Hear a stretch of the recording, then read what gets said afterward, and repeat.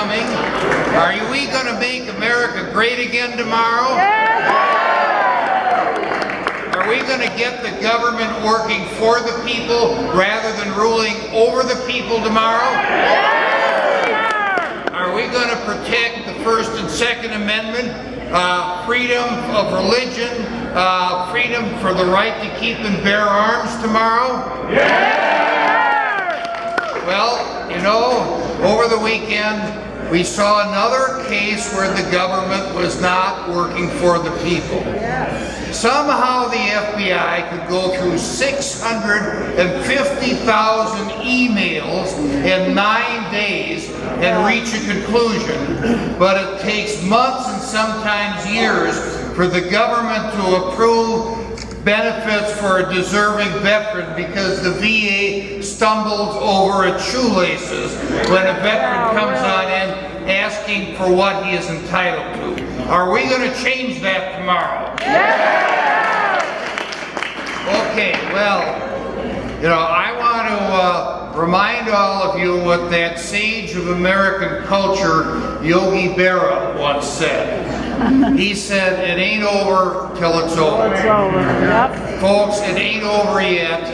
It will be over at 8 p.m. tomorrow night. We have looked at a turnout problem here in the WOW counties.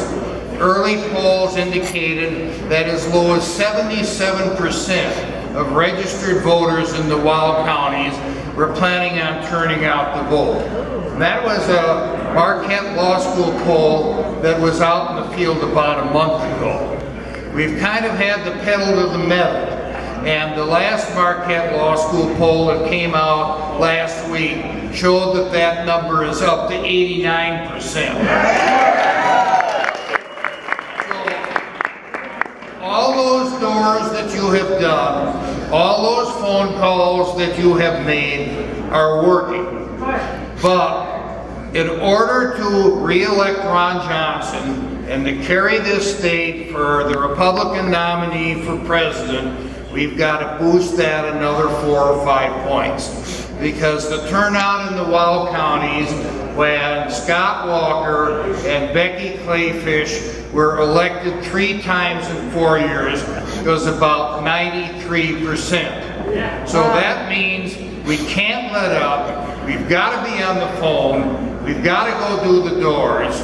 And I think that we ought to commit ourselves to try to get at least a dozen of our friends and neighbors, excuse me, who may have some doubts about our candidate for president, to see what the consequences are and to go to the polls and do the right thing. And those consequences are pretty ghastly. First of all, the next president will appoint 3 or 4 justices of the U.S. Supreme Court. And you can bet your bottom dollar that a President Hillary will appoint 3 or 4 justices like Ruth Bader Ginsburg. And she's not only wrong on the law on social issues, but she also rubber stamps all of the regulations that kill jobs that have been coming a mile a minute out of the White House and from Obama's appointees. We have religious freedom on the line. We have the partial birth abortion ban, which I managed and which was held constitutional on the line with the Supreme Court. We have the Heller decision that established that the Second Amendment guarantees the right to keep or bear arms to individuals on the line. And I can go on and on and on. To save the Supreme Court, Hillary Clinton must be defeated and Donald Trump must be elected. Because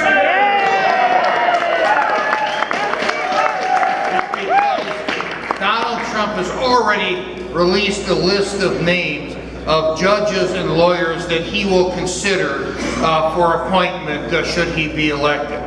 And I've been on the Judiciary Committee all my career in Congress, and let me tell you this, that list of people without exception are pretty darn good, and all of them would make excellent justices of the Supreme Court.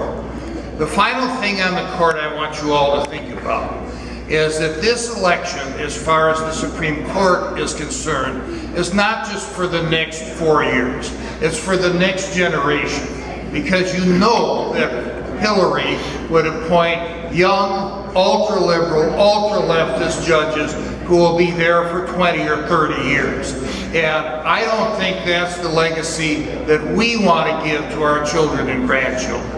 No. Now, finally, what's also on the line here in Wisconsin is the majority in the United States Senate.